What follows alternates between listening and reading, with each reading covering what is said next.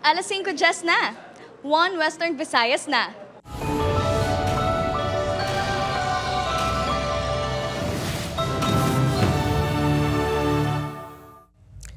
Mga balitang atong tutukan subong nga Martes, delayed nga proyekto sa pagtukod sang Taytay sa Haro, halos wala pa sang naumpisahan. 46 million pesos bridge project sa Barangay Dungon Biharo, 5% pa lang ang naumpisahan na pisar, January 2025 pa kuntani ang completion date. Negosyante gintiro patay sa tubang sa nga hardware store sa Bacolod City. Suspect sakay sa SUV suno sa kapulisan. Kinawatan nga parcel nga ginbilin sa tubang sa isa ka balay sa Barangay San Vicente Haro, nagdugas ang kakugmat sa mga residente. Uswag Ilonggo Party List Representative Jojo Ang ginpanginwala nga nagakuha 10% sa flood control projects base sa pahayag sa mga diskaya. Kag mga vendors sa temporary stalls natala nang sa iluhon sa gin-renovate nga Mandurriao Market apisar, wala pa matapos ang 85 stalls.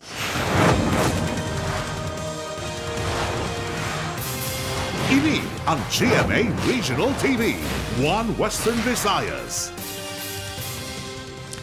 Mayong hapon Western Visayas kag Negros Occidental, proyekto nga Taytay sa Dungon Biharo nga kuntani natapos na base sa original nga schedule.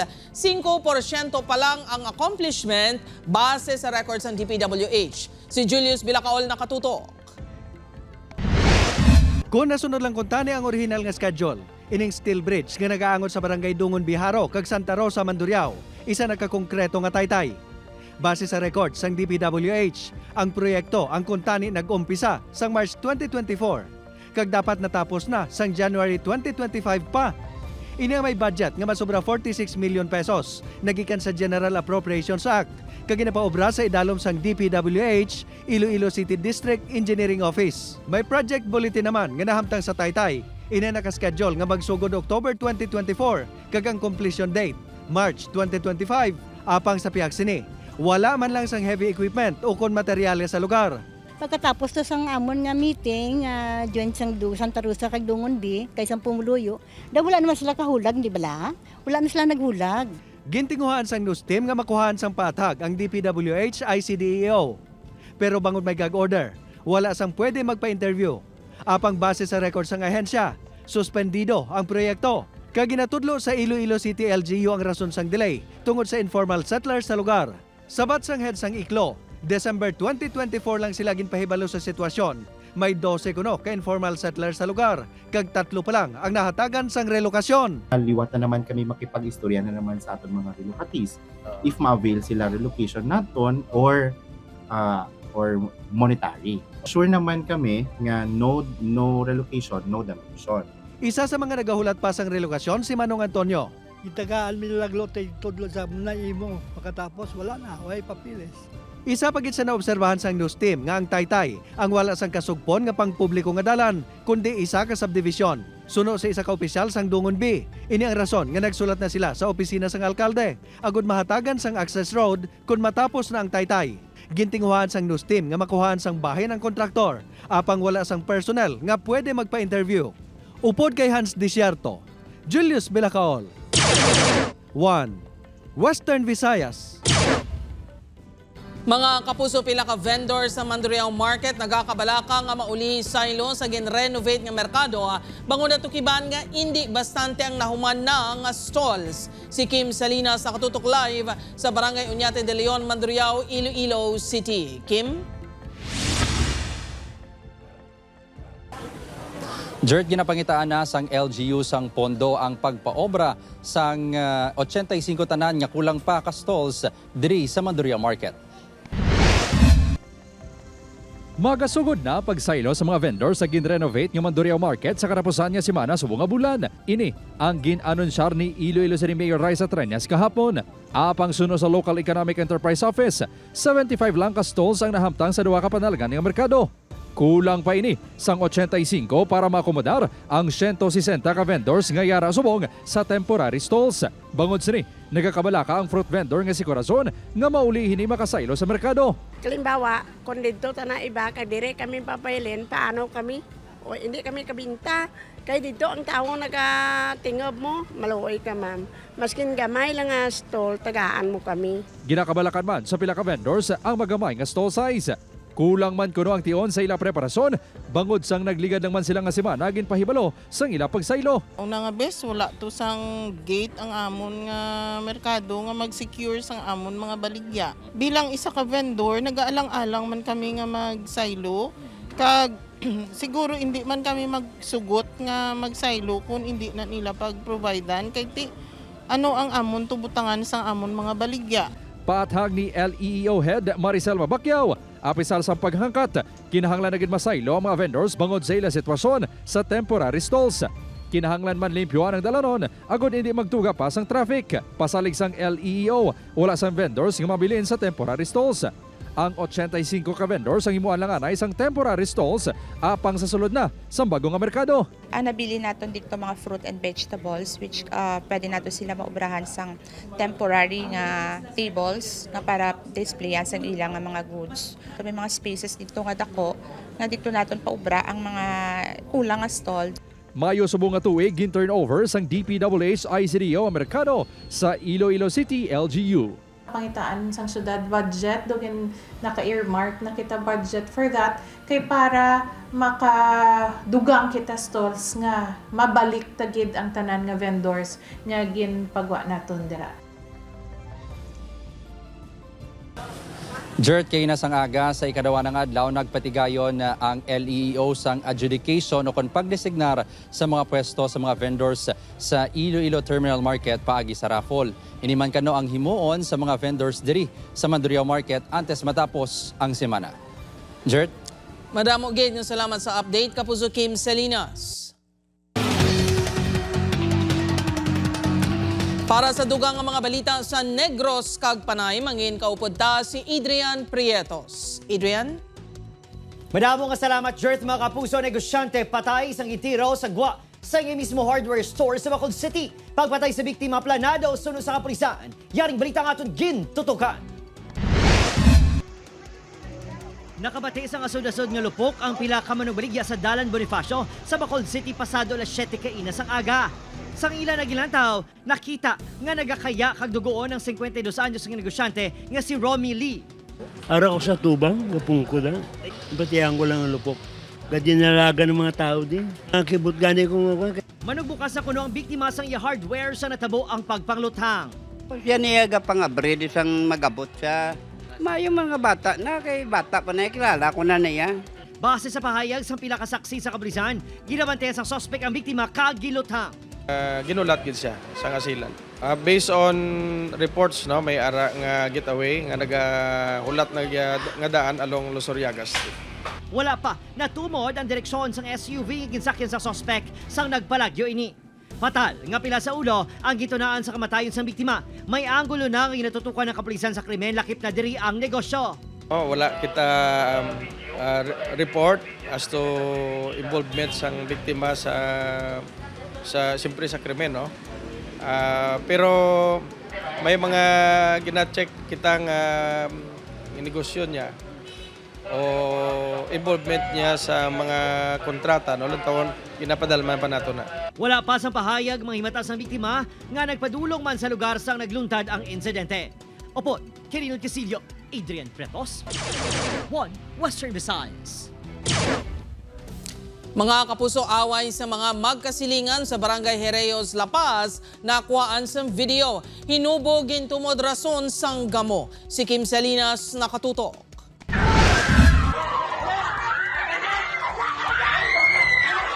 Makit-an sa sining nga video ang paglagas kag paghaboy sang matiga nga bagay sang pila kalalakihan sa isa ka lalaki nga may dala sang kutsilyo. Sa isa pagit ka video, makit-an ang pagtapungulay sang duha ka lalaki. Ang insidente ang nagluntad sa Barangay Herreos, La Paz, Domingo sang gabi. Suno sa ginapulian niya lalaki nga ginkilala ka Elias Gamay, 26 anyos. Ginlampusan ni isang baseball bat sang bana sang iya pakaisa nga si Elias Angel, 20 anyos. Ginpulihan man kuno ini sa puti sang kaupdanan ni Angel. Nagkuha kuno ini isang kutsilyo matapos na iguman sang pagpanglampos ang iya asawa. Nauntat lang ang gabo sang nalipong ini matapos nga ginampusan. Ako nang wala matutanay na tabo kung wala lang ko ginlampusan. Kay naigo ko sa gitang mo naman nga do. Gano'n lang ko ba nagbalos. Do na ano siguro bla kay sa akin, kay simple na kayo naman sa mo. Dugang panigamay, ginpamangkot niya lang kuno si Elias Angel kung ano ang problema sa ni. Sang nagpanglampo sa ni sa balay kung sa diin sila nagainom. Suno sa asawa ni Elias Angel, ginapahog lang sang iyabana ang mga kabataan niya magahon. Gulpi lang sa yung punggan sa pakaysa ko. May ano to, may testing ibig, kaya may lalabis bulbat ba na ako. Hindi masaya paglampusan kung may isa nagambat. Nakaagom sang pila sa ulo kag DL si Elias Gamay bangod sang natabo. Suno sa opisyal sang barangay, lunsay hubog ang mga magkasilingan. Wala naging pablatter ang away sa kapulisan. Nahusay naman sang barangay ang gamo sang duwa ka kampo. Kung sakon lang gid, kung nagainom, ibutang na sa tiyan. Kag kung may mga binaisay ka mo, ang ay isa sa inyo malikaw man para hindi na maglabot sa muna. Upod Caramel Porquia, Kim Salinas, 1 Western Visayas. Sa iban pang balita, Uswag Ilonggo Party List Representative Jojo Ang ginpanginwala ang aligasyon sa isa ka contractor nga nagapangayo ini 10% sa mga flood control project sang gobyerno. Si Julius Bilacaol nakatutok. Sa kanila ay sina Terence Calatrava, former Undersecretary of Office of the Presidential Assistant of the Visayas of the Philippines, Kong Roman Romulo of Pasig City, Kong Jojo Ang of Uswag Ilonggo Party List. Isa si incumbent Uswag Ilonggo Party List Representative James Ang Jr. Sa 18 ka personalidad nga ginbulgar nga nagabaton 10% sa mga flood control projects ng gobyerno. Inagin pahayag ni Pacifico Diskaya ang nagapanagiya sa St. Gerard Construction General Contractor and Development Corporation sa hearing sa Senate Blue Ribbon Committee kahapon. Kaupo niya ang sa listahan nga giningadlan sa sworn affidavit ni Diskaya ang pila pagid ka miyembro sang House of Representatives kag mga opisyal sang DPWH. Ang kantidad kuno nga ginakuha sa ila halin 10 to 25% sa kabugusan nga balor sang proyekto. Gintinguhan sang news team nga makuhaan sang bahin si Ang. Apang wala sa nangin sabat ang amon mga mensahe kag tawag sa talatapan sini. Apang base sa statement nga ginpagawa sang kongresista. Ginpanginwala sini nga may kahilabtanan siya sa nagakatabo. Kag nakibot kuno ini nga nadala siya sa ginpangmensyonar ni Diskaya. Ginapakamalaot man kuno sini ang tanan nga sahi sang korupsyon nga nagabutang sa alang-alang sa pagsalig nga gintugyan sa ilas ang pumuluyo. Kag isa kuno ini sa mga nagahandom nga mapasabat ang mga nagapangawat sang buwis nga ginabayaran sang pumuluyo. Ginapanindugan man kuno sini ang iya mandato nga magserbisyo nga may integridad. Nadalahig man sa mga ginpanghingadlan ni Diskaya si Anay Aklan 2nd District Representative Teodoro Haresco. Wala pa ini isang statement nga ginpagwa kaangot sa isyu. Gintinguhan sang news team nga makuhaan man ini sang bahin apang wala ini nagasabat sa amon mensahe. Julius Bilacaol, 1 Western Visayas. Ini ang GMA Regional TV, 1 Western Visayas.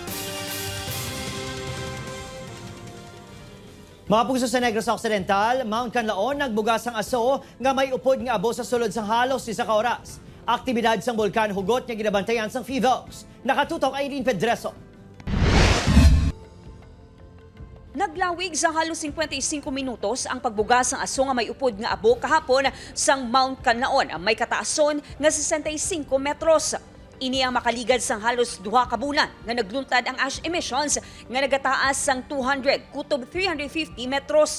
With ash emission, nubo ang yahay, tungod nubo lang yung plume height, so ang yung exceeding na service. So wala resident mga maka-experience, wala ICUs na affected. Halin sa duha nga average, kada adlaw sini nga Setyembre, 7 ka pagtayog ang namonitor sang Fivox sa bulkan sa sulod sang 24 oras. Bungod sa sini nga parameters, kinahanglan suno sa Fivox nga hugot nga bantayan ang aktibidad sang bulkan. Nagapabilin sa alert level 2 ang status sang Mount Canlaon. Wala man gyapon kakadula, wala ang possibility. Kaya aran siya gyapon ang chances or sa pagkakamaglong. Samtang, nagpatigayon sang inspeksyon ng Office of the Civil Defense Negros Island Region sa mga lugar nga apektado sang paglupok sang bulkan. Ginbisita sang OCD-NIR ang La Carlota City kag Moises Padilla para i-assess kung ano ang mga problema sa lugar. Pila lang sa rekomendasyon amo ang rehabilitasyon sang water system sa La Carlota City. Nangin apektado ang supply sang tubig sa mga residente humalin sang naglupok ang bulkan sang Disyembre. plano man nga magtukod sang taytay nga magakonekta sa barangay poblasyon kag inulingan sa Banwa sa Moises Padilla para sa mas madasig nga evacuation. Nag-ubra kami sa report na gina-endorse namo na hindi nga duwa proposed projects to be included sa kanilang recovery and development plan. No? This recovery plan nakabulig pa ang especially sa livelihood, no? Pati ang social aspects ng tabuhin sa mga naapektuhan. Aileen Pedraso, 1 Western Visayas. Lalaki nga nagakabit sa depasahero nga jeep patay matapos mahulog sa Pavia, Iloilo. Si Zen Kilantang Sasa nakatutok. Nagtupa sa tunga sang dalan ang 43 anyos nga si alias Ruel sa barangay Hibaw-an, Pavia, Iloilo, Domingo sang gabi. Dugoon ini matapos nga mahulog sa depasahero nga jeep nga nagabiyahe halin sa Iloilo City, padulong sa Leon, Iloilo. Giningagaw pa ini nga madala sa ospital apang ginbawian sang kabuhi, bangod sang patal nga pila sa ulo. Sa investigasyon sang Pavia Police, ang biktima ang isa ka seaman kag residente sang barangay Ano ng Leon. Halin ini sa reunion sa Laganes kag pauli na kuntani. Natabuan nga nagakabit sa jeep ang biktima sa matabuang aksidente. Ang lalaki nga nag-aangkas, maging buot ini sa iya bulsa. Agang isa na lang niya nga kamot ang nag-auyat sa jeep, ma'am. Nagtulaan daw niya siya balance kag nahulog mo sa jeep. Dugang pasang pulis, hindi man gutok ang jeep sang nagsakay ang biktima. Ginhinyo pa ini nga magsulod sa POJ apang nagpabilin ini nga nagakabit. Nakagwa na sa presuhan ng driver sang jeep kag wala na sang plano pa nga magpasaka sang reklamo ang pamilya sang biktima. Sa gistorya naman sila, ma'am, pero siguro magapon. Istorya naman ang asawa hanggang driver na tagiya ka jeep, ma'am. Nahibaluan nga santo sa pagsulundan sang Land Transportation Office 6, ginadumilyan ang pagkabit sa mga pasahero sa jeep. Mahimo naman nga mamultahan sang ahensya ang driver sang jeep. Upod kay Cirilo Renduque, Zen Kilantang Sasa, 1 Western Visayas. Sa dugang balita pilason, ang 29 anyos nga construction worker nga si alias Jess sang aksidente nga nakuryente sa barangay Our Lady of Lourdes, Haro. Sunod sa kapulisan, upod sang biktima ang amay nga nagakayo sang atop sang balay sang matandog sang iya ulo ang linya sang kuryente nga may live wire. Nakaagom ang biktima sang mga paso sa dughan, butkon kag paa. Estable na ang kondisyon sini sa ospital. O kanugon, masobra 4,000 ka sako sa nagtigan na nga semento na diskobrehan sa bodega sa Bacolod City Engineers Office. Yaring balita nga itong gitutukan. Sa ginpatigayon na inspeksyon sa Bacolod City LGU sa pila ka mga warehouse sang City Engineers Office ang weekend, nadiskobrehan ang iningang mga sako sa semento sa bodega sa Barangay Takuling. Makapugso sa inisyal ng report nga ginpadangat sa City Engineers Office sa Bacolod City Local Government Unit, yara sa masobra 4,000 kasako sa semento ang nasapuan diri sa sulod sa sininga bodega sang CEO. Ugaling sunod naman sa alkalde, igay paidalong pa ini sa mas tulid nga inventaryo agud matumod kung ano gid kadakoon kag pila gid bala ang mga nagbagtik nga sako sang semento. Nanugunan sang property or sang resources nga supposedly igamiton pa for other programs or projects of the city. Base sa pahayag ni Engineer Loben Ceballos, pinagi sa Public Information Office. Halin pa sa daan yung warehouse ang mga nagtiriga ng mga semento. I think based on sa ila report, years na, kaya ang halin pa puno ang iban sa daan niya bodega sa pag-construct Bacolod City College. So kinbanig dito. Mga along ini nga mga recent naman nagakala damage man yan. Ginpadulungan sa news team si Engineer Ceballos sa opisina apang nagpaiway ini nga maghatag sa pahayag na tuoy sa rason kung nga nagtiga ang mga semento. Apang ginkumpirma sini nga ginpadala na siya sa notice to explain. Nagmando ng alkalde nga imbestigaran kung nga nagtiga ang mga semento nga wala nagamit. Apat ka mga personnel sa idalom sang CEO ang papanaugan sang show cause order angot diri. Our position is we will follow where the evidence will lead us. Sunod sa team leader sa Public Order and Safety Office nga nagabantay sa bodega, madugay na kuno nga nakastock ang semento sa lugar. Dugay na ko pila na ka years ko ro. Basta kami kabalo kung pila ka years na. Gitinguan man sa news team nga makuhaan sa pahayag si Aring Mayor kag subong Congressman Albi Benitez ang sa issue apang wala pa nagasabat sa mensahe. Opo, Kirill Casillo, Adrian Pretos, 1 Western Visayas.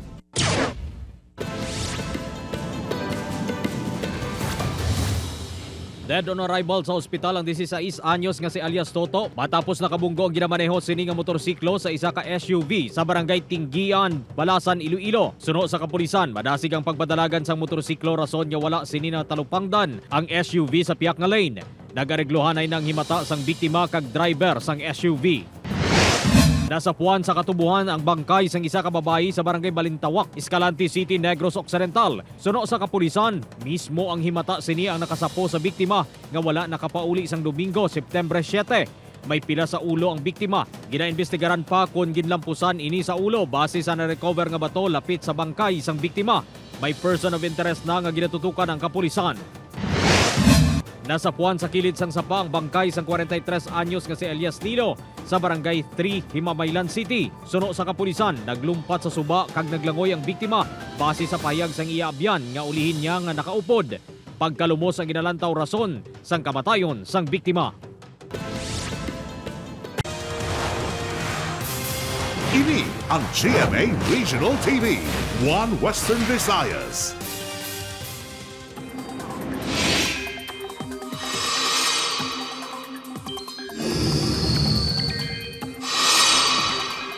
Mga pusong manami nga panahon ang may eksperyensyahan sa dakong abahin sa Pilipinas magluwas lang sa makadali nga ulan sa hapon o kun sa gabi.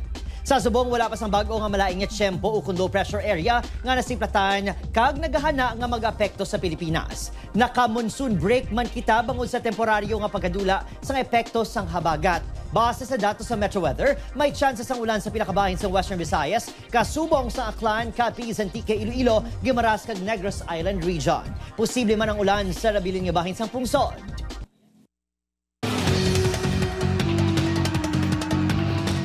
Mga kapuso, kinawatan nga parcel ginbilin sa tubang sang isa ka balay sa San Vicente, Haro, nagtuga sang kakugmat sa pumuluyo. Pagbilin sang ginapahayag kawatan sang parcel na hulikam. Si Zen Kilantang Sasa nakatutok. Napuhag ang mga residente sa barangay San Vicente, Haro, Iloilo City kainasang aga. Ini matapos nga may makaduluda nga parcel nga ginbilin sa gwa sang isa ka puluyan kaginpatihan sang kadamaan nga isa ka eksplosibo. Sunod sa tag-iya sang balay, nakibot na lang sila nga mayara sang parcel apisar nga wala sila sang may gin-order. Ginreport nila ini sa barangay kag kapulisan. First time na nangyari. Masagulang po sa cellphone sa pod ko nga tagwa ang 911. Regarding dito sir sa parcel nga wag hawakan baka so ano. So, agad-agad, mga pinapalo up namin dito sa police station, okay naman. Nag-proceed kaagad yung police. Gilayan nga gingkordon sang kapulisan ng lugar kag ginchekyar sang Explosive Ordnance Disposal Team. Apang sang ginbuksan ang parcel, ang unod, mga empty box sang pizza. Nagwa sa investigasyon sang kapulisan nga ang nasambit nga parcel ang ginkawat sa apartment sa barangay Argelias, Haro kag ginbilin sang suspect sa San Vicente. Sa CCTV footage sang barangay, makita ng lalaki nga ini nga ginahakwat ang parcel. Dugay-dugay pa ginbuksan sini kag ginlingling ang unod. Sang ulihi, ginbilin sang lalaki ang parcel sa kilid sang balay. Posible nga nadismay ang lalaki sa nakita nga puros box sang pizza ang unod sang parcel. Ang nakita ta ma'am, lalaki nga nagakalo, puti or off-white, naka-short siya off-white, black shirt, t-shirt, and then naka-chinelas. So, amo nang follow-up to na. May person of interest na ang kapulisan nga ginahibalo pa kung may kaupdanan pa ini sa pagpangawat kag pagbilin sang parcel. Upoy kay Cirilo Landuque, Zen Kilantang Sasa, One Western Visayas. Private operators sa slaughterhouse sa Bacolod City ginasukot sa LGU sang masobra 4 million pesos nga utang sa renta. Yaring balita. Ginpadalaan sa Bacolod City LGU sang demand letter ang AVM Bernardo Slaughterhouse nga nahamtang sa barangay Handumanan, Bacolod City. Ini ang may kangtanan sa utang sini sa renta nga naglabot na sa 4,675,000 pesos sa sulod sang 36 ka bulan hubalin sang 2022 tubtob Enero 2025. Well, we have necessary and appropriate measures na palimon if they fail to comply with the demand of payment. We still have a 3-year live contract with the city. Tuig 2008 sang nag-umpisa sa pag-operate sa slaughterhouse sa syudad sa idalom sang kontrata sang LGU tubtob sa 2028. Sunod sa supervisor sang operator nga naka-story sa news team, may pila ka rason kung nga wala sila nakabayad sang renta. Dutay pagyapon ng ihaw naman. Paano na Pwede pumayo ka recover. Kasano pa na nga rin nga presyo? Bago lang gani na kay isang una, kuan lang na siya mo. 250. Yara sa 3 pesos kada kilo ang sukot sa kada kilo sang baboy kag baka nga ginapaihaw. Hindi man basta-basta makapataas ang slaughterhouse. Kay may ara muan ang nakaangot sa syudad. Yara sa halos 130,000 pesos ang monthly rental fee sang private operator sa slaughterhouse sang syudad. Upod, Kiril Casillo, Adrian Pretos, 1 Western Visayas. Pagpangsabotahe ang isa sa ginatanaw sang Iloilo City Engineer's Office nga posible rason sa water leakage sa 7th floor sa new legislative building sang Damlaglang. Suno sa alkalde base sa report sang CEO, kahangay nga gintuyo buhuan ang hose nga nagakonekta sa gripo sa pantry area. Bangon sa natukiban nagdugang ang alkalde sang gwardya para nga magbantay sa building. Ginako sang alkalde nga mabudlay na ang pagtumod sa naghihimo sini bangon na tamper na ang mga ebidensya. Ginatunan sa LGU kung sarang makaimbestigar ang PNP o kung NBI sa natabo. Bangon sa natabo, ginakabig ni Vice Mayor Julie Grace Baronda nga substandard ang paghimo sang istruktura. Kung host na, kag kung may leak, di pala dapat sa in-between na siya mabuho? Niyaya nga agulpi, amo gituya dako ang buho. So may isa sila nga ginalantaw nga anggol nagbasigin sa butahe.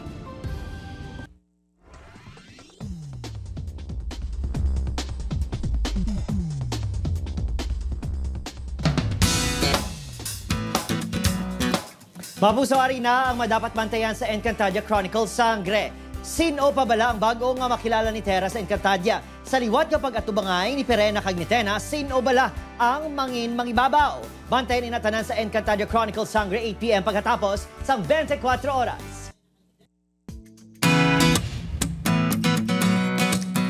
Mga kapuso, hambal nila sa kapigado sa pangabuhi kag kamahal sa mga balaklon, wala na kuno sang libre. Apang sa Libertad Public Market sa Bacolod City, may mga panakot nga free.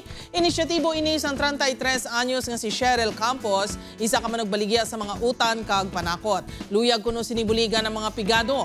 Gani, nagabakal man bala sang iya baligya o kun wala, ginahatagan niya sang kamatis, sibuyas, ahos kag iban pa.